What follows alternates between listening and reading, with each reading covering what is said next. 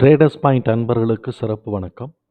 நம்ம டிஸ்க்ளைமர் எடுத்துக்கிறோம். நம்ம இங்கே பேசக்கூடியது எல்லாமே தகவலாக மாத்திரமே பார்க்கப்படணும். இது நடக்கும், இது நடக்காதுன்னு சொல்லிட்டு நம்ம எந்த கருத்தையும் வலியுறுத்துறது கிடையாது. இது யாருக்கும் முதலீடு சம்மந்தமாக கொடுக்கப்படும் ஆலோசனையும் கிடையாது. பங்குகளை வாங்கவோ விற்கவோ நம்ம எந்த ஆலோசனையும் கொடுக்கப்படுறதில்லை. எல்லா தொழிலையும் ரிஸ்க் இருக்கும். ரிஸ்க்கை புரிஞ்சுட்டு எச்சரிக்கையோடு நம்ம தொழில் செய்யும்போது எல்லாமே நல்லாயிருக்கும். நம்மளை ஆதரிக்கிற அனைத்து நல்ல உள்ளங்களுக்கும் நன்றி. வாழ்க வளமுடன். நண்பர்களே, நான் அந்த லிஸ்ட்டு அக்ரிகல்ச்சரல் லிஸ்ட்டு தான் நம்ம இப்போ பார்த்துட்ருக்குறோம். அதில் இன்றைக்கி நான் ஸ்க்ரீன் பண்ணும்போது 6 கம்பெனி தான் வந்திருக்கு. சரி, ஒவ்வொரு நாளும் ஒன்று ஒன்று பார்க்கலாம். இதில் நான் இப்போ சுகர் இண்டஸ்ட்ரி இஐடி பேரி பார்த்ததுனால அடுத்தது நம்ம டால்மியா பாரத் லிஸ்ட் ஆகிருக்கு. அதனால டால்மியா பாரத் இப்போ பார்த்துருவோம். இதுக்கப்புறம் நம்ம வரிசையாக என்னென்னலாம் இருக்கோ அதை நம்ம பார்ப்போம். டால்மியா பாரத் என்ன செய்கிறாங்க, அவங்களுடைய பிஸ்னஸை நம்ம எடுத்து பார்த்தோம்னு வச்சுக்கோங்களேன். சுகர் இருக்குது. அவங்களுடைய இங்கே நம்ம சிக்மெண்ட்ஸில் பார்த்துடலாம். சுகர் இருக்குது, டிஸ்டிலரி இருக்குது, பவர் ஜெனரேஷன் 3மே பண்ணுறாங்க. இப்போ என்ன பண்ணுறாங்க, சுகர்லேருந்து வர்றது பார்த்தோம் அப்படின்னு சொன்னால் ஒரு 50 to 60% தான் அவங்களுக்கு சுகர் 60% இன்கம் கவர் பண்ணுது. டிஸ்டிலரியிலேருந்தும் பவர்லேருந்தும் பாக்கி ஒரு 35-40% அதில் கவர் ஆகுது. இப்போ என்ன பண்ணுறாங்கன்னா, இந்த மொலாசிஸ் வேஸ்ட்டெல்லாம் எடுத்து ஒரு பக்கம் டிஸ்டிலரி போட்டுட்டு இன்னொரு பக்கம் அதை வச்சுட்டு இந்த எத்தினால் தயாரிக்கிறாங்க. இந்த எத்தினாலை வச்சுட்டு இவங்க பவர் ப்ரொடக்ஷன்ஸும் கொண்டு வராங்க. அதுக்கு என்னமோ ஒரு டெக்னிக்கலாக பேர் சொன்னாங்க. அது போக இந்த எத்தினாலை வச்சு தான் இந்த ஹேண்ட் வாஷர்லாம் இருக்கு இல்லைங்களா, அது பண்ணணும். சரி, நான் இவங்களோட ரிப்போர்ட்டை இந்த சைடு கோ த்ரூ பண்ணும்போது எனக்கு ஒரு விஷயம் க்ளீனாக புரிஞ்சுது. சுகர் எப்போதுமே நார்மலாக இந்த ஏப்ரல் மேல தான் ஆரம்பிச்சாங்கன்னா செப்டம்பர் வரைக்கும் ஓடும். அதுக்கப்புறம் ஃபேக்ட்ரி பெருசாக நிறைய இடத்துல ரன் ஆகாது. ஏன்னா த்ரூ அவுட் த இயர் இவங்களுக்கு கிடைக்காது. அதனால என்ன பண்ணுறது, அந்த எக்ஸ்பென்சஸ்லாம், அதனால தான் சுகர் இண்டஸ்ட்ரீஸ்லாம் இது நாள் வரைக்கும் பெரிய லெவலில் கெயின் ஆகாமே இருந்தது. இப்போ கவர்மெண்ட் என்ன ஸ்ட்ராட்டஜி கொடுத்துருக்குறாங்கனாக்க, எத்தினால் நீங்கள் கொண்டு வாங்க, டிஸ்டிலரி பர்மிஷன் கொடுத்துட்றாங்க, எத்தினால் ப்ரொடியூஸ் பண்ணுறாங்க. அதுக்கப்புறம் நீங்கள் சுகர் ப்ரைஸ் கண்ட்ரோலுக்குள்ளே வர்றதுனால, ப்ரைஸ் கண்ட்ரோல் கமாடிட்டிக்குள்ளே வர்றதுனால இந்த சைடு கவர்மெண்ட் சொல்லக்கூடிய ரேட்டுக்கு ஒரு பக்கம், இன்னொன்று நீங்கள் ப்ரைவேட்டாக பிராண்ட் பண்ணிக்கலாம். அந்த பிராண்ட் பண்ணுறது அவங்களுடைய ஒரிஜினல் காஸ்ட் ப்ளஸ்க்குள்ளே போகும். இப்படி ஒரு ரேஷியோ கவர்மெண்ட்டே கொடுத்துருக்குறாங்க. அதனால இவங்களோட அப்போ தான் இந்த எக்ஸ்பென்சஸ்லாம் மேனேஜ் பண்ண முடியும் அப்படிங்கிறதுக்காக. அதனால இவங்க என்ன பண்ணுறாங்கன்னா, சுகரோட இதிலேருந்து சுகருக்கு ஈக்குவலாக டிஸ்டிலரி அண்ட் எத்தினால் ப்ரொடக்ஷன்ஸ்லாம் கெப்பாசிட்டி எக்ஸ்பான்ஷன் பண்ணிக்கிட்டு வராங்க. இப்போ இவங்களும் அதே தான் பண்ணுறாங்க, பெருசாக பண்ணிக்கிட்டே வராங்க அப்படிங்கிறது இவங்க ரிப்போர்ட்லேருந்து புரிஞ்சுக்க முடியுது.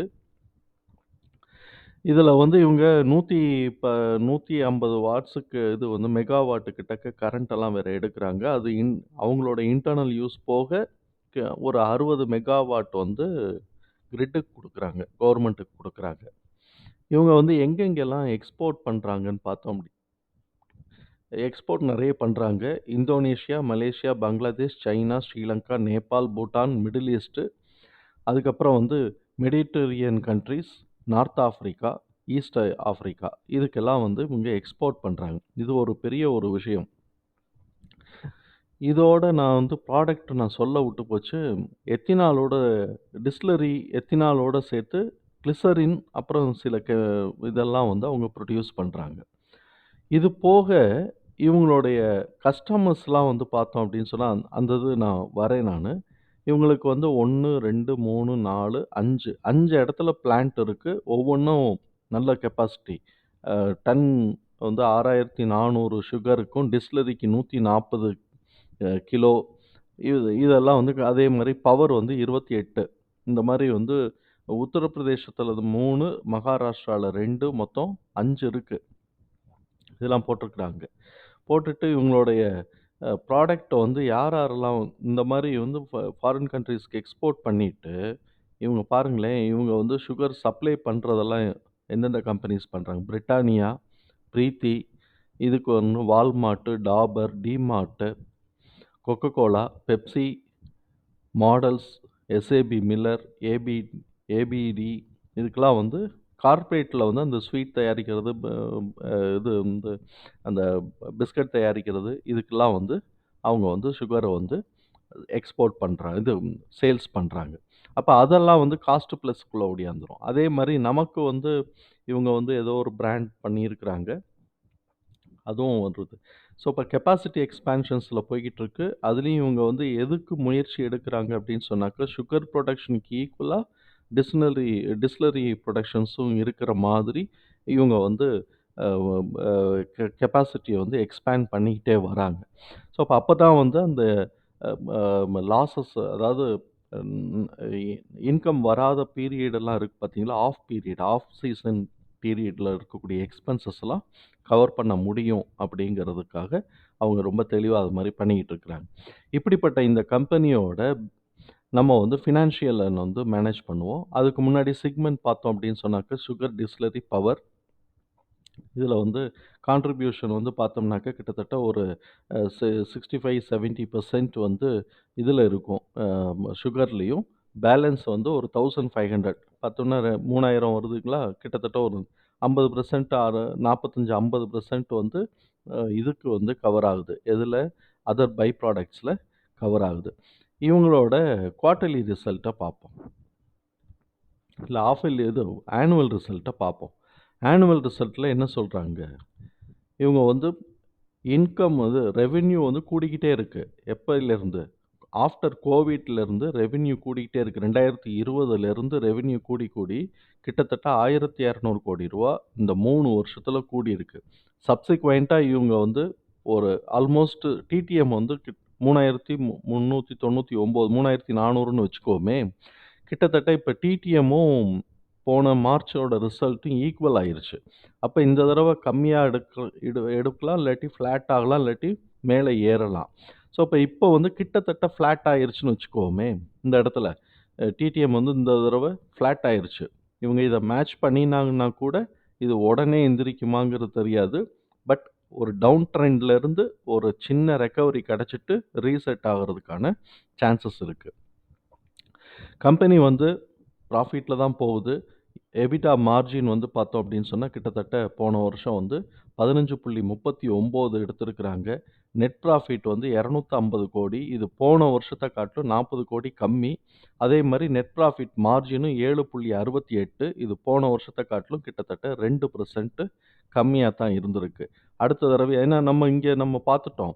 இது வந்து டிடிஎம்மும் இதுவும் வந்து மேட்ச் ஆகிக்கிட்டே வருது. ஆல்மோஸ்ட் ஈக்குவல் ஆகிட்டே இருக்கா, அதுதான் ஸ்டாக்னேஷன். இப்ப இதுக்கு கீழ இறங்க போதா, இல்ல மேல ஏற போதாங்கிறது தான் நம்ம பார்க்கணும்.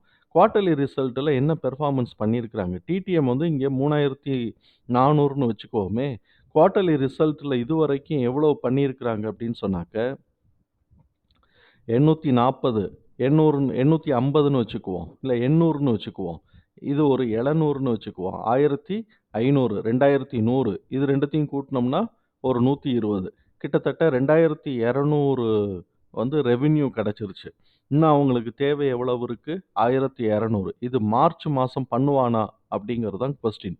போன இயர் மார்ச் வந்து ரூ. 1161 கோடி எடுத்திருக்கிறான். இந்த தடவையும் அந்த மாரி எடுத்தாங்க அப்படின்னு சொன்னாக்க, இவங்களுடைய டிடிஎம் மேட்ச் ஆயிரும். அதே மாரி ப்ராஃபிட் மார்ஜினும் இழுத்து பிடிச்சு கொண்டாறணும். கொண்டு வந்துட்டாங்கன்னா மேட்ச் ஆயிரும். இப்ப இவங்களுடைய ஃபினான்ஷியல் ரேஷியோவ பார்த்தோம்னு வச்சுக்கோங்களேன், புக் வேல்யூ வந்து இப்ப 334 பேலன்ஸ் ஷீட் சப்மிட் பண்ணும்போது இருக்கு. இப்ப இந்த செப்டம்பர் எப்போதுமே செப்டம்பர் இதெல்லாம் வந்து அவங்களுக்கு குறையும். டிசம்பர் வரைக்குமே குறையும். அதனால புக் வேல்யூ கொஞ்சம் ஆல்டர் ஆகி கொஞ்சம் குறைஞ்சிருக்கும். ப்ராஃபிட்டபிலிட்டி ரேஷியோ எல்லாமே பாசிட்டிவா இருக்கு. Net profit net profit ratio மாத்திரம் தான் கொஞ்சம் குறைஞ்சிருக்கு. மிச்சதெல்லாம் 15, 10 எபோவ் 10 இருந்தாலே ஓகே. இன்னைக்கு தேதிக்கு. இப்ப இருக்கக்கூடிய பிசினஸ் என்விரான்மென்ட்ல. லிக்விடிட்டி ரேஷியோவும் இவங்களால டிவிடெண்ட் பே அவுட்லேருந்து எல்லாமே வருது. ஆனா டிவிடெண்ட் ரொம்ப கம்மியா தான் குடுக்குறாங்க. எவ்வளவு குடுக்குறாங்கங்கிறத நம்ம பார்ப்போம். இப்ப இவங்களுடைய வேல்யூவேஷன் ஸ்கோர் பார்த்தோம்னு வச்சுக்கோங்களேன். டோட்டலா டெப்ட் டூ ஈக்விட்டி வந்து 0.02 குடுத்துருக்குறாங்க. அதுல இந்த வருஷம் எதுவும் கடன் அடைச்சிருந்தாங்கன்னா, இன்னும் கூட கொஞ்சம் குறையறதுக்கான வாய்ப்புகள் இருக்கு. இப்ப இவங்க வந்து ஓரளவுக்குல நல்லாவே நல்ல கம்பெனி தான். பட் இது வந்து அக்ரிகல்ச்சுரல் சீசனல் ப்ராடக்ட்டுங்கும்போதும், நெறைய பிரைஸ் கண்ட்ரோல் இருக்கிறதுனாலயும், இவங்களுடைய பிசினஸ் வந்து ஃப்ளக்சுவேஷன்ஸ்ல இருந்துகிட்டே தான் இருக்கும். டிமாண்ட இன்கிரீஸ் பண்றது, கெப்பாசிட்டி எக்ஸ்பான்ஷன் பண்றது, இன்னைக்கு வந்து அவங்க இந்த டிமாண்ட் என்ன இதுக்கு மேல எப்படி கன்சம்ப்ஷன் கூடினா தான் உண்டு. பாப்புலேஷன் கூடுறதுனால கன்சம்ப்ஷன் கூடுதுங்கிற ஒரு அசம்ப்ஷன்ஸ்ல இது வந்து ஃபர்தரா மேல போறதுக்கான சான்சஸ் இருக்கு. ஆனா காம்படிஷன்ஸ் நெறைய இருக்கு. அப்படிங்கிறத நம்ம புரிஞ்சுக்குவோம். இப்ப இவங்களுடைய கேஷ் ஃப்ளோ பார்த்தோம் அப்படின்னு சொன்னோம்னாக்க, நெட் கேஷ் ஃப்ளோ வந்து ஆப்பரேஷன்ல இருந்து வர்றது பார்த்தோம்னா, கேஷ் ஃப்ரம் ஆப்பரேஷன் வந்து பாசிட்டிவா இருக்கு. 582,00,00,000 இது போன வருஷத்த காட்டிலுமே கூட. ஆனா நெட் கேஷ் ஃப்ளோ வந்து -28க்கு போயிருக்கு. அதுக்கு காரணம் இவங்க வந்து கெப்பாசிட்டி எக்ஸ்பான்ஷன்ஸ் புரோகிராம்க்கு நெறைய செய்றாங்க. இதுல வந்து நம்ம இங்க போய் பார்த்தோம்னு வச்சுக்குவோமே கேஷ் ஃப்ளோவ, ஓரளவுக்கு தெரியலாம். இன்வெஸ்டிங் ஆக்டிவிட்டீஸ்ல பார்த்தோம்னா, ரூ. 330,00,00,000 இன்வெஸ்டிங் ஆக்டிவிட்டீஸ்ல வந்து என்கேஜ் ஆகியிருந்திருக்கு. அசெட் பர்ச்சேஸ் பண்ணியிருக்கிறாங்க. ஃபினான்சிங் ஆக்டிவிட்டீஸ்ல வந்து இவங்களுக்கு வந்து லோன் வந்து ரூ. 250,00,00,000 குடுத்துருக்கிறாங்க. ஒரு ஃப்ரெஷ் லேண்டும் ரூ. 110,00,00,000 வாங்கியிருக்கிறாங்க. அப்ப ரூ. 140,00,00,000 இவங்களுக்கு வந்து குறைஞ்சிருக்கு. அதனாலலாம் இவங்களோட நெட் கேஷ் ஃப்ளோ வந்து குறையறதுக்கான பாசிபிலிட்டீஸ் இருக்கு. ஸோ, அப்ப இது வந்து ஒரு நல்ல கம்பெனி. இவங்களுடைய இத நம்ம பார்ப்போம். அம்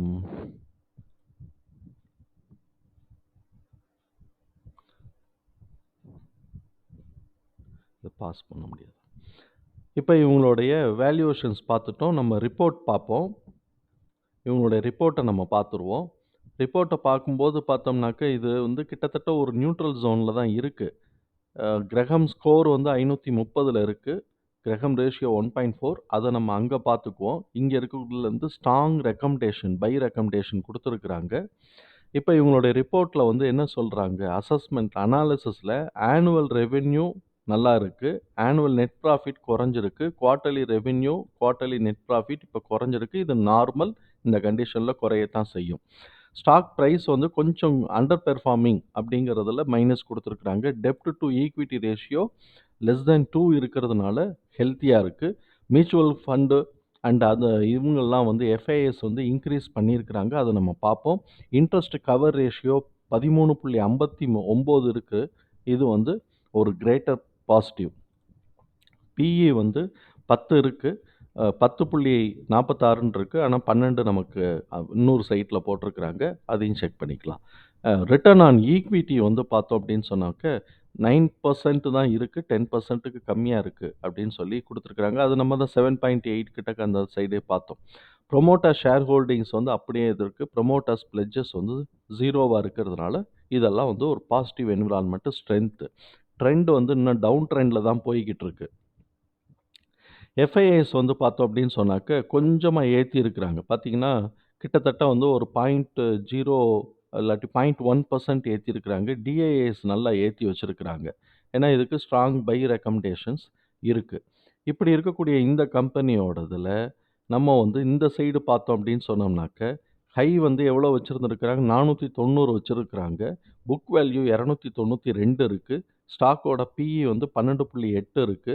இண்டஸ்ட்ரி பிஇ 12.2 இருக்கு. ஆர்ஓஇ 10.5 இருக்கு. ஆர்ஓசிஇ 12.3 இருக்கு. இப்ப நம்மளோட கிரஹாம் நம்பர் வந்து 450.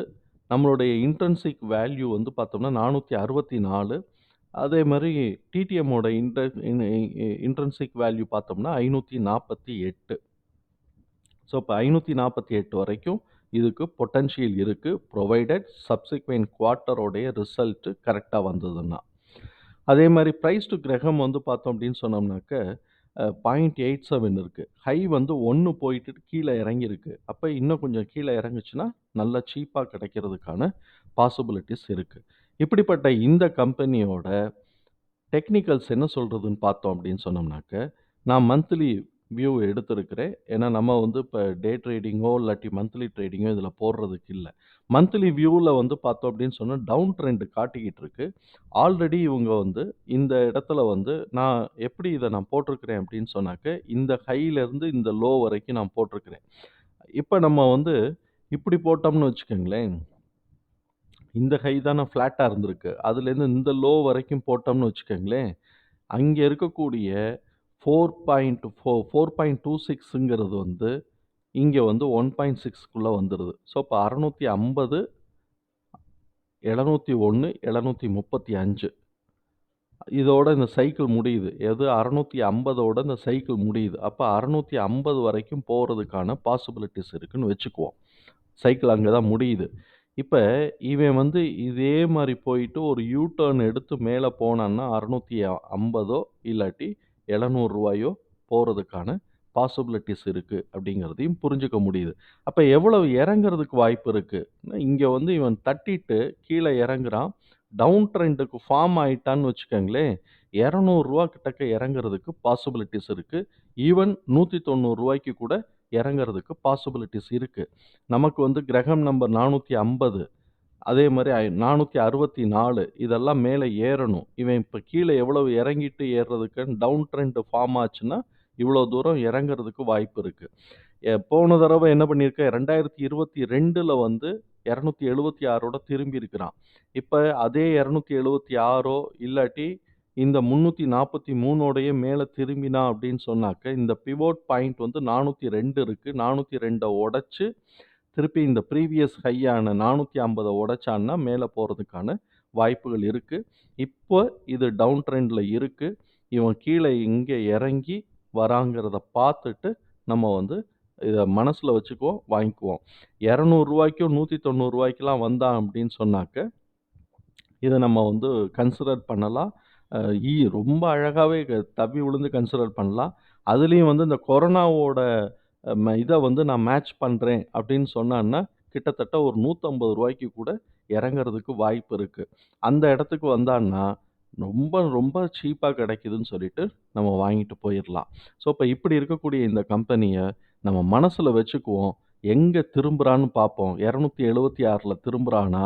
இல்லாட்டி 200ஓ இல்லாட்டி 150ஓ வந்து திரும்புறானான்னு பார்ப்போம். எங்க கிடைச்சாலும் நமக்கு இது இப்ப இருக்கக்கூடிய கண்டிஷன்ல கீழ இறங்குச்சுன்னா, எங்க கிடைச்சாலும் இது சீப்பு.